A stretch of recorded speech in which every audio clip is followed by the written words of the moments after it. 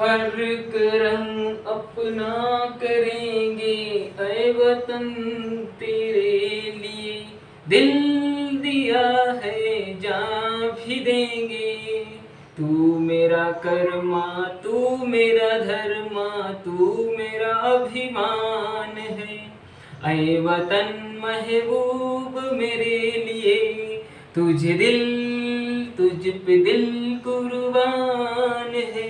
Hello दोस्तों, defence competitive class में आप सभी लोगों का स्वागत है। आज हम लोग उस समय के एक महान टॉपिक की बात करेंगे जो हर किसी प्रतियोगी परीक्षाओं में यहाँ से महत्वपूर्ण क्वेश्चन आते हैं, जो कि हमारे इतिहास की एक महत्वपूर्ण कड़ी है। जो बच्चे यहाँ से पढ़ना या जो बच्चे इस टॉपिक से दूरी बना लेते हैं, लेकिन हर प्रतियोगी परीक्षाओं में यहाँ से कम 2, 3, 4, 5 तक भी क्वेश्चन आते हैं। और मालूम है कि हर एक क्वेश्चन आपकी लाइफ को बदल सकता है, क्योंकि शिक्षा वह शेरनी का दूध है जो जितना पिएगा वो उतना ही दहड़ेगा। तो आपको तैयार हो जाना है, तैयार हो जाओ और आपको वर्दी पहनना है। आपका सपना है वर्दी पहनना, इसके लिए आपको धैर्य की आवश्यकता है और आप बड़े मजे के साथ, धैर्य के साथ आप पढ़ाई करें, क्योंकि सपना वो सपना नहीं होता है जो दिन में देखा जाता है। सपना वो सपना होता है जो रातों में नींदों को उड़ा देता है। क्योंकि आपको सूर्य की तरह चमकना है तो सबसे पहले आपको सूर्य की तरह तपना पड़ेगा। क्योंकि याद रहे, जो लोग इस उम्मीद से बैठे हैं कि भाग होगा तो नौकरी लग जाएगी, नहीं भाग होगा तो नौकरी नहीं लगेगी, आज याद रहे, जो लोग हाथों की लकीरों के भरोसे बैठे हैं उन्हें केवल उतना ही मिलेगा जितना उनके भाग्य में लिखा होता है, विधाता लिख देता है। जो लोग खुद पर भरोसा रखते हैं उन्हें वो मिलता है जो वो चाहते हैं। तो दोस्तों, उठो जागो, तब तक मत रुको जब तक कि लक्ष्य की प्राप्ति ना हो जाए। तो आज हम इसी के साथ, इसी ऊर्जा के साथ और माँ भारती, माँ जननी भारत माँ के उन वीर सपूतों के लिए हम लोग तैयार हैं। हम माँ भारती की रक्षा के लिए और शेर वाली वर्दी पहनने का जो सपना अपने मम्मी पापा को दिखाया है उसे पूरा करने के लिए इस मैदान जंग में उतर गए हैं। क्योंकि आज तुम जैसे महान युवाओं की माँ भारती को जरूरत है। क्योंकि तुम जैसे युवा जब माँ भारती की रक्षा करोगे तब माँ भारती की सरहद, माँ भारती की सीमा पर कोई भी आंख उठा के नहीं देखेगा। चाहे माँ भारती का कितना भी कुछ भी, कोई भी दशा, किसी भी समस्या में माँ भारती हो, लेकिन माँ भारती के बेटे उसकी रक्षा पूरी ईमानदारी के साथ करते हैं। क्योंकि माँ भारती का जो क्षेत्रफल है 32,87,263 वर्ग किलोमीटर की रक्षा करने का दायित्व भारत की माँ भारती के बेटे और जवानों का है। तो इसी कड़ी में हम लोग पढ़ने जा रहे हैं आज समाज सुधारक आंदोलनों के प्रवर्तक और उन समाज सुधार आंदोलनों के प्रवर्तक और अग्रदूत माने जाने वाले राजा राममोहन राय, जो भारतीय समाज के समाज सुधारकों में अपना अग्रणी स्थान रखते हैं, इनके बारे में पढ़ेंगे। राजा राममोहन राय की बात करें तो राजा राममोहन राय परतंत्र भारत में जन्म हुआ और जिन्होंने उस परतंत्रता की दशा में और दिशा में भी स्वतंत्रता के तौर तरीकों के आधार पर उस समय की एक बहुत महान कृति भारतीय समाज में व्याप्त थी, जिसका नाम है सती प्रथा। उस सती प्रथा का समूल विनाश कर दिया। आज का हमारा युवा ये सोचता है कि हम क्या कर सकते हैं। विचार कीजिए कि परतंत्र भारत में राजा राममोहन राय का जन्म हुआ और उस समय परतंत्रता का मतलब होता है दूसरे के अधीन, जो दूसरा कहता है उस हिसाब से हमें चलना पड़ता है। फिर भी उन्होंने भारत के समाज में व्याप्त कई ऐसी कुरीतियां और बुराइयों को समाप्त कर और सती प्रथा का समूल विनाश कर दिया। तो आज हम राजा राममोहन राय के बारे में पढ़ते हैं। एक एक क्वेश्चन महत्वपूर्ण है, एक एक क्वेश्चन अपनी नोटबुक में नोट करते चलेंगे। तो राजा राममोहन राय जो आधुनिक नव जागरण काल की अग्रदूत माने जाते हैं, आधुनिक भारत के पितामह कहे जाते हैं और नव प्रभात का उगता हुआ तारा कहे जाते हैं, ऐसे राजा राममोहन राय के बारे में हम लोग पढ़ते हैं। तो राजा राममोहन राय ने 1814 से 1815 के दौरान आत्मीय सभा की स्थापना की। 1817 में कलकत्ता में हिंदू कॉलेज की स्थापना की। 1825 में वेदांता कॉलेज की स्थापना की।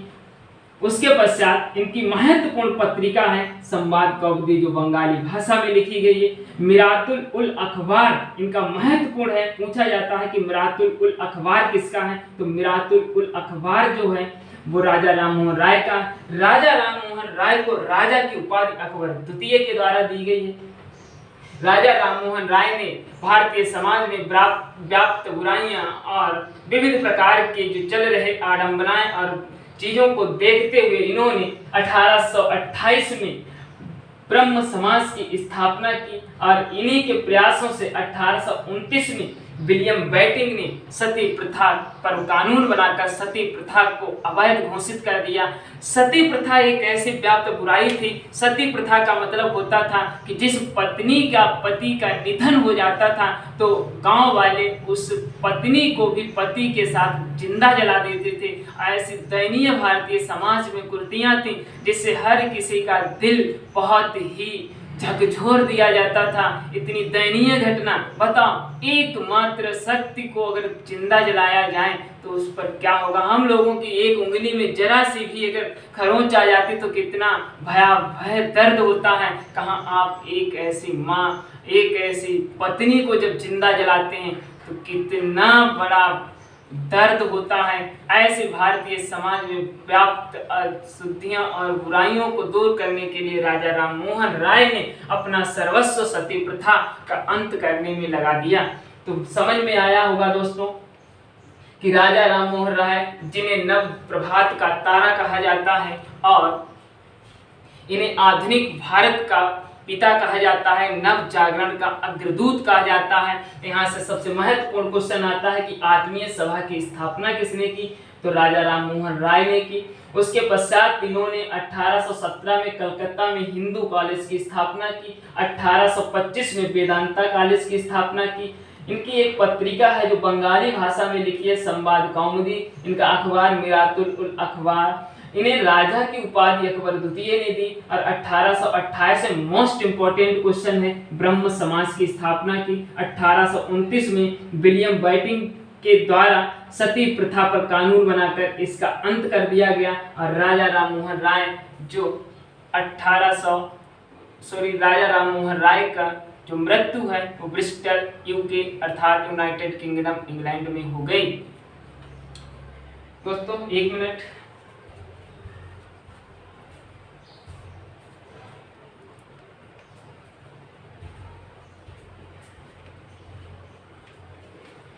इसके पश्चात हम लोग पढ़ते हैं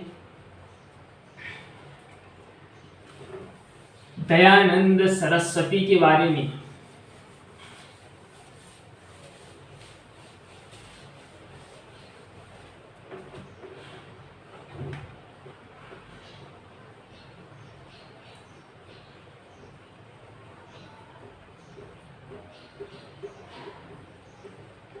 दयानंद सरस्वती की बात करें तो दयानंद सरस्वती भी भारतीय समाज सुधारक की सबसे अग्रणी अग्रदूत के रूप में जानी जाती हैं। स्वामी दयानंद सरस्वती, जिन्होंने 1875 में मुंबई के अंदर आर्य समाज की स्थापना की, इन्हें भारतीय समाज में एक बहुत ही महत्वपूर्ण समाज सुधारक और इनके समाज सुधारक के रूप में इनके योगदान को पूरा भारत हमेशा याद रहेगा। पूरा भारत इनके योगदान का ऋणी रहेगा।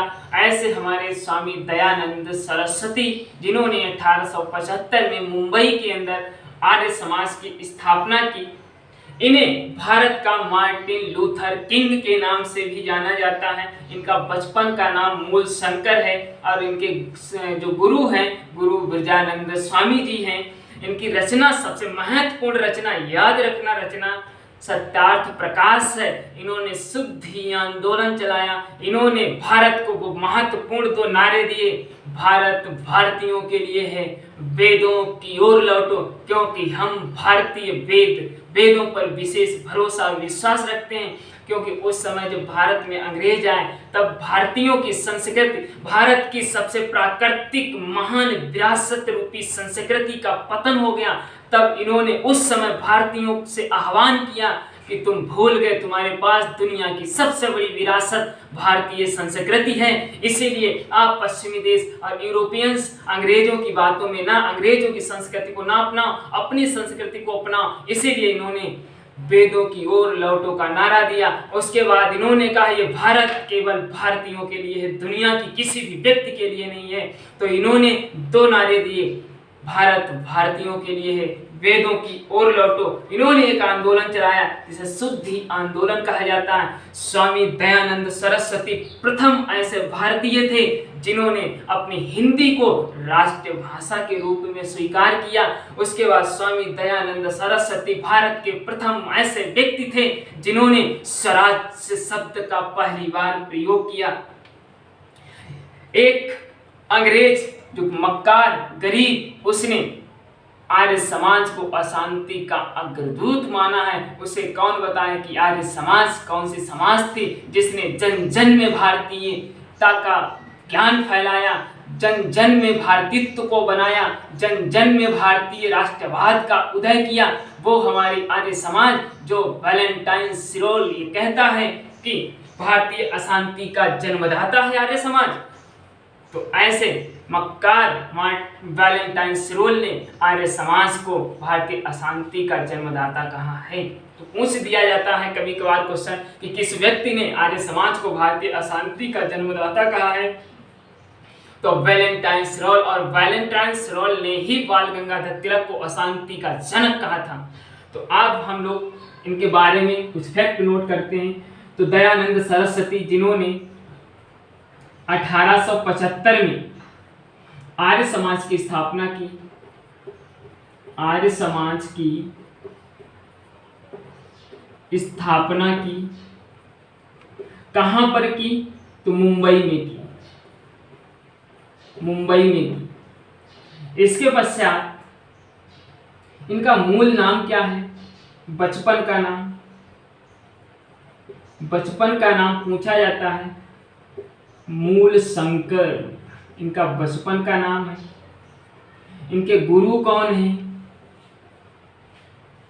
इनके गुरु की बात करें तो स्वामी ब्रजानंद सरस्वती, स्वामी बिरजानंद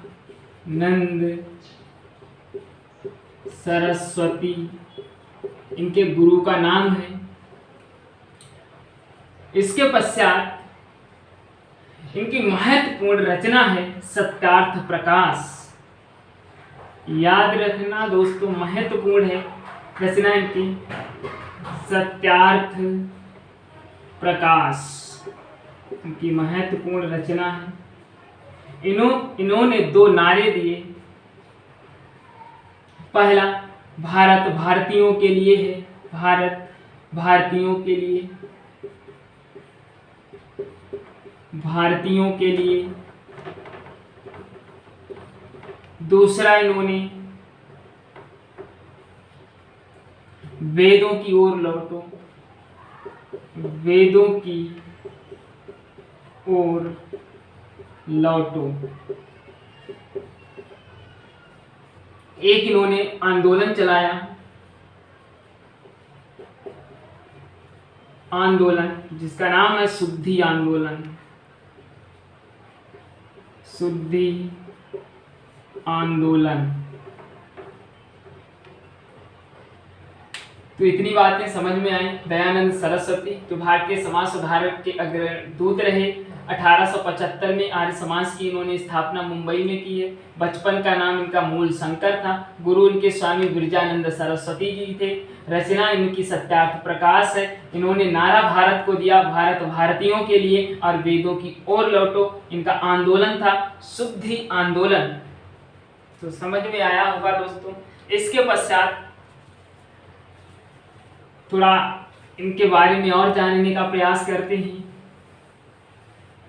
चीजों को नोट करते रहना। आज का सेशन इतना महत्वपूर्ण है जिससे आप किसी भी प्रतियोगी परीक्षा में जब बैठेंगे तो अन्य विद्यार्थियों से अपने को महान और अच्छा महसूस कर पाएंगे। क्योंकि हर एक क्वेश्चन आपकी ज़िंदगी को बदलने के लिए काफ़ी है। इसीलिए मेहनत और ईमानदारी और शिद्दत के साथ पढ़ाई करें। उसके बाद स्वामी दयानंद सरस्वती पहले ऐसे भारतीय थे जिन्होंने हिंदी को राष्ट्रभाषा के रूप में स्वीकार किया। हिंदी को राष्ट्रभाषा के रूप में स्वीकार किया। इसके पश्चात स्वामी विवेकानंद प्रथम ऐसे भारतीय थे जिन्होंने सबसे पहले स्वराज्य शब्द का प्रयोग किया। स्वराज्य शब्द का पहली बार प्रयोग किया। तो समझ में आ गया। इसके पश्चात वैलेंटाइन सिरोल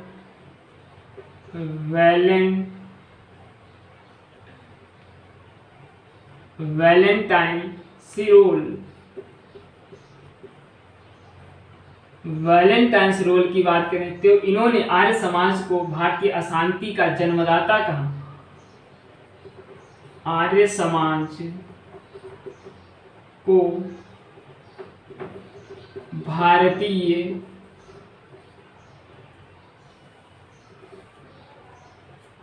अशांति का जन्मदाता कहा। तो दोस्तों समझ में आ गया। स्वामी दयानंद सरस्वती जिनका बचपन का नाम मूलशंकर था, जिन्होंने 1875 में मुंबई के अंदर आर्य समाज की स्थापना की। इसके पश्चात इन्होंने सत्यार्थ प्रकाश जैसी रचनाएं की। वेदों की ओर लौटो, भारत भारतीयों के लिए है जैसी नारा दिया। उसके पश्चात इन्होंने शुद्धि आंदोलन चलाया। उसके पश्चात स्वामी दयानंद सरस्वती प्रथम ऐसे भारतीय व्यक्ति थे जिन्होंने हिंदी को राष्ट्रीय भाषा के रूप में स्वीकार किया, क्योंकि इनकी रंग रंग में देशभक्ति बसी हुई थी और सच्चा देशभक्ति उसकी इसी से महसूस और इसी से पता चलता है कि देशभक्त कैसा और कौन होता है।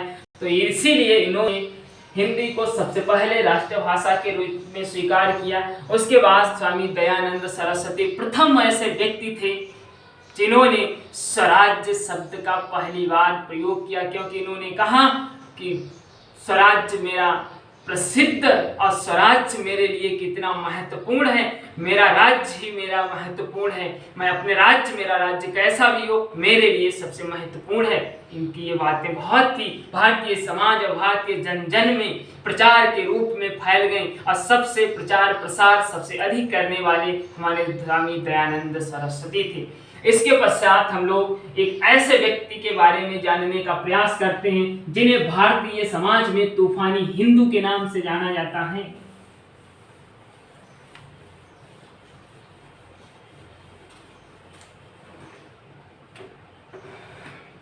स्वामी विवेकानंद।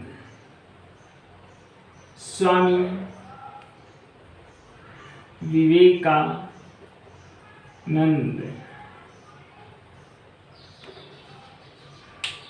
तो सभी लोग जानते हैं स्वामी विवेकानंद, जो अपने ओजस्वी भाषण के लिए विश्वविख्यात थे, जिनके भाषण, जिनकी स्पीच में वो ताकत, वो राष्ट्रभक्ति जिन्हें महान बनाती है, ऐसे हमारे स्वामी विवेकानंद जो अपने ओजस्वी भाषणों के लिए विश्व में प्रसिद्धि प्राप्त की है। और इन्होंने 1893 के दौरान शिकागो अमेरिका में जो विश्व धर्म सम्मेलन हो रहा था उसमें भारत का प्रतिनिधित्व किया, जहां पर भारतीयों का इतना सम्मान नहीं था, लेकिन उस समय इन्होंने साबित कर दिया कि सच में भारतीयों के पास कितना दिमाग और कितना टैलेंट होता है। और इन्होंने केवल 5 मिनट के अपने भाषण में समस्त विश्व धर्म सम्मेलन में आए हुए विभिन्न देशों के राष्ट्र अध्यक्षों और वहां की जनता को ये संदेश दिया कि भारतीयों के पास बुद्धि और दिमाग के अथाह भंडार हैं। और इन्होंने उस समय पूरे विश्व में भारत के पताका, भारत के शान, भारत की यान, भारत की बान, भारत की शान पूरे विश्व में तिरंगे को लहरा दिया और इससे भारत को पूरे विश्व में एक नई उपलब्धि प्राप्त हुई है। ऐसे हमारे स्वामी विवेकानंद जी, जिनके एक महान गुरु रामकृष्ण परमहंस हैं, और इन्होंने 1897 में परमहंस रामकृष्ण परमहंस की रचना की और उसके पश्चात 1899 में कोलकाता के पास बेलूर मठ की स्थापना की। अपनी बहुत सी अल्प आयु में ही इन्होंने देश को नए शिखर, नई ऊंचाइयों पर पहुंचाने का कार्य किया। इनके योगदान के लिए हम सब भारतीय और संपूर्ण हमारा भारत इनका ऋणी रहेगा। ऐसे महान व्यक्ति हमारी पृथ्वी पर और हमारे देश में जन्म लेकर हमारे देश का उद्धार करते हैं। ऐसे महान लोगों को सत सत नमन है। ऐसे इसी कड़ी में हम लोग अब जानने का प्रयास करते हैं स्वामी विवेकानंद। तो स्वामी विवेकानंद की बात करें, इनका बचपन का नाम नरेंद्र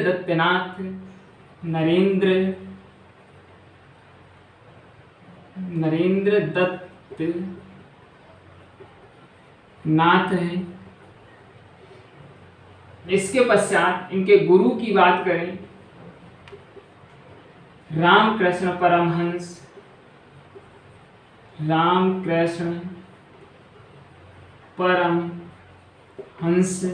इनके गुरु हैं। इन्हें भारत में तूफानी हिंदू कहा जाता है। इन्हें तूफानी हिंदू कहा जाता है। इसके पश्चात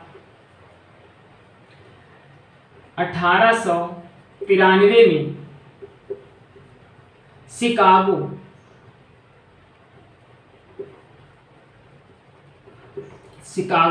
अमेरिका में पड़ता है।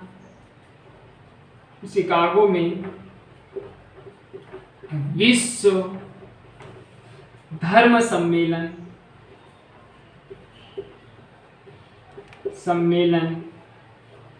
में भारत का प्रतिनिधित्व किया।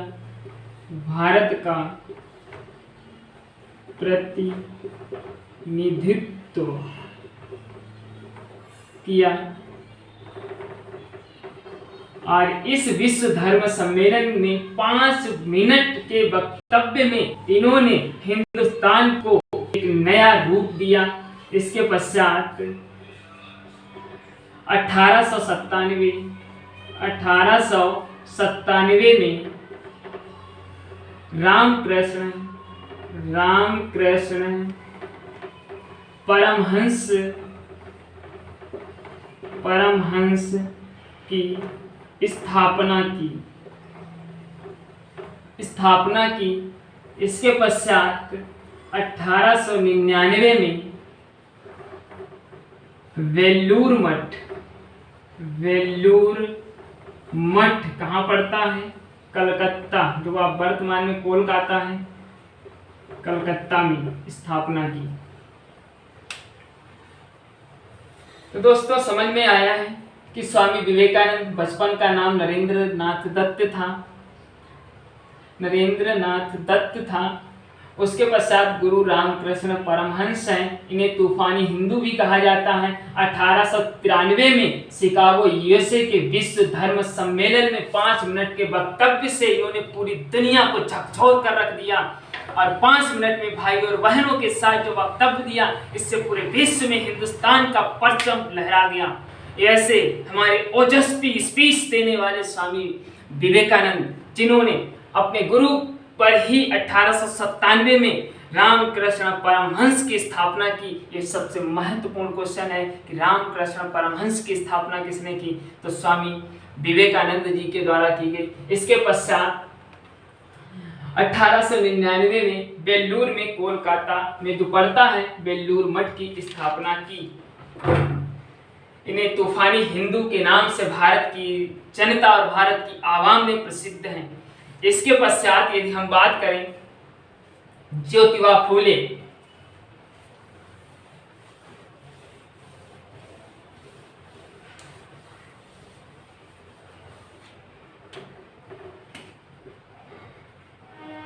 ज्योतिबा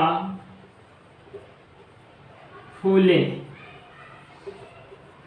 ज्योतिबा फूले की बात करें तो इनका भी बहुत ही विशेष योगदान है भारत में समाज सुधारक के लिए, और इनके विशेष योगदान के लिए हमारा संपूर्ण भारत, इनकी जो सत्य शोधक समाज है, सत्य शोधक समाज की इन्होंने स्थापना की। और सत्य शोधक समाज की यदि बात करें तो सत्य शोधक समाज 1873 महाराष्ट्र मुंबई में स्थापना की गई। इस समाज का मुख्य उद्देश्य था पिछड़ी जो जातियां हैं, पिछड़े जो लोग हैं, पिछड़े जो जातियों से आए हुए लोग हैं, उनके दुख दर्दों से उत्थान करना। इसके पश्चात इन्होंने सत्य शोधक समाज, सबसे महत्वपूर्ण क्वेश्चन प्रतियोगी परीक्षा में यही पूछा जाता है कि सत्य शोधक समाज की स्थापना किसने की। तो सत्य शोधक समाज की स्थापना ज्योतिबा फूले ने 1873 महाराष्ट्र में की। उसके पश्चात यदि देखा जाए तो इनकी एक पुस्तक है गुलामगिरी, सबसे महत्वपूर्ण पुस्तक इनकी गुलामगिरी है। और उसके बाद भारत की पहली महिला अध्यापिका सावित्रीबाई फूले इनकी पत्नी है। ये भी महत्वपूर्ण क्वेश्चन है और मुझे फक्र है और हमारी समस्त भारतीय जनता को फक्र है कि हिंदुस्तान की प्रथम महिला अध्यापिका सावित्रीबाई फूले जो ज्योतिबा फूले की पत्नी है। उसके पश्चात अगर देखा जाए तो सावित्रीबाई फूले ने भी भारतीय समाज में व्याप्त बुराइयां, अशुद्धियों को दूर करने के लिए कई सारे आंदोलन किए, शिक्षाएं दी और अपना अथक प्रयास किया।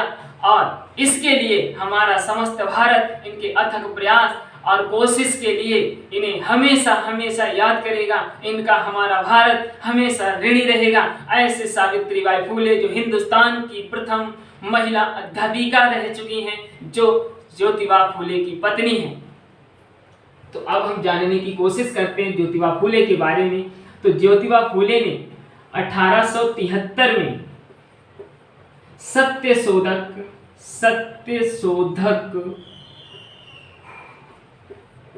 समाज की स्थापना की। इनकी एक महत्वपूर्ण पुस्तक है, याद रखना, गुलामगिरी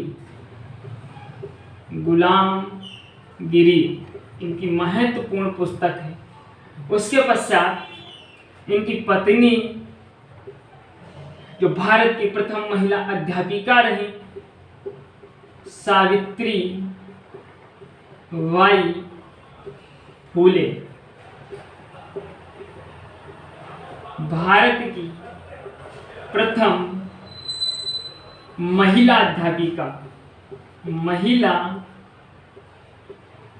अध्यापिका, एक क्वेश्चन यहां से पूछा जाता है कि जो सत्य शोधक समाज है इसका उद्देश्य क्या है। सत्य शोधक समाज का उद्देश्य क्या रहा। तो सत्य शोधक समाज का उद्देश्य है पिछड़ी जातियों का उत्थान करना, पिछड़ी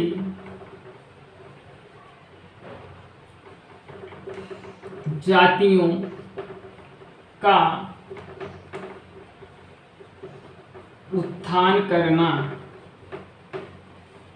तो दोस्तों ये समझ में आई है कि ज्योतिबा फूले जिन्होंने 1873 में सत्य शोधक समाज की स्थापना की, इनकी महत्वपूर्ण पुस्तक, और हर प्रतियोगी परीक्षा में पूछी जाती है कि ज्योतिबा फूले की पुस्तक कौन सी, तो गुलामगिरी पुस्तक है। और भारत की प्रथम महिला अध्यापिका इनकी पत्नी सावित्रीबाई फूले हैं, जिन्होंने अपना भी पूरा का पूरा योगदान भारत के समाज को सुधारने में और भारत की समाज में व्याप्त बुराइयों को दूर करने के लिए और भारत में महिला शिक्षा का प्रोत्साहन देने के लिए अपना सर्वस्व दिया।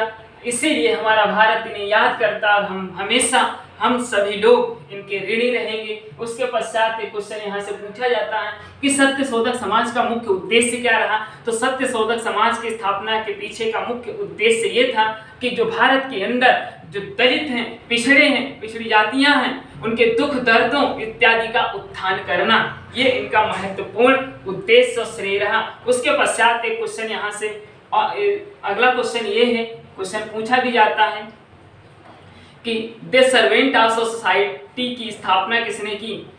तो क्वेश्चन सुने अच्छे से, नोट करें। The servant of India society, the servant of India society की स्थापना 1905 में गोपाल कृष्ण गोखले के द्वारा की गई है। अब सभी लोग जानते हैं कि जो हमने राजा राम मोहन राय के बारे में पढ़ा है, तो राजा राम मोहन राय ने आत्मीय सभा की स्थापना 1814-15 के दौरान की। लेकिन क्वेश्चन कभी कभार ये भी पूछ दिया जाता है कि प्रार्थना समाज की स्थापना किसने की? तो प्रार्थना समाज की स्थापना की बात करें तो प्रार्थना समाज की स्थापना नोट और इम्पोर्टेंट करके डाल लेंगे। प्रार्थना समाज की स्थापना किसने की? तो आत्माराम पांडुरंग, आत्माराम पांडुरंग ने की। तो दोस्तों आज के सेशन को यहीं तक रखते हैं, आगे हम लोग कल पढ़ते हैं।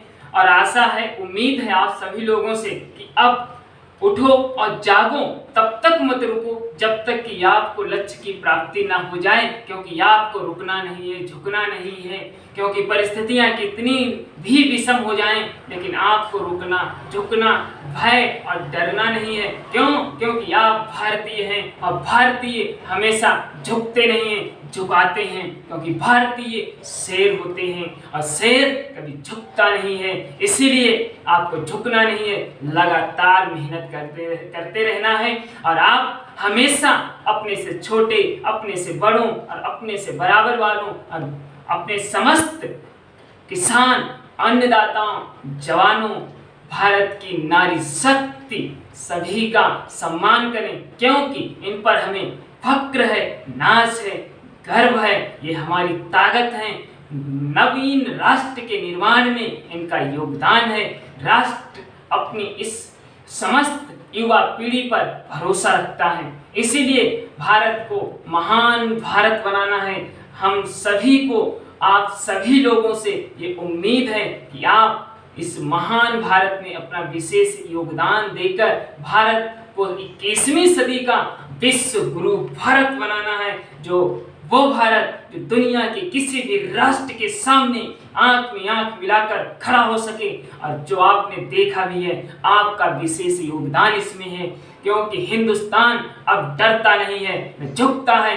दुनिया के किसी भी राष्ट्र की सीमाओं में घुसकर उसे नस्तनाबूद करने के लिए अब भारत तैयार हो गया है। क्योंकि भारत अपनी सरहदों की रक्षा करना ही नहीं जानता है। यदि भारत की तरफ किसी ने यदि बुरी नजर भी डाली तो उसे घर में घुसकर मारने के लिए भारत भी तैयार है। तो ऐसे भारत की रक्षा के लिए आप लोग पढ़ाई करें और भारतीय सेना में शामिल होकर के मां भारती की रक्षा करें और अपना योगदान दें।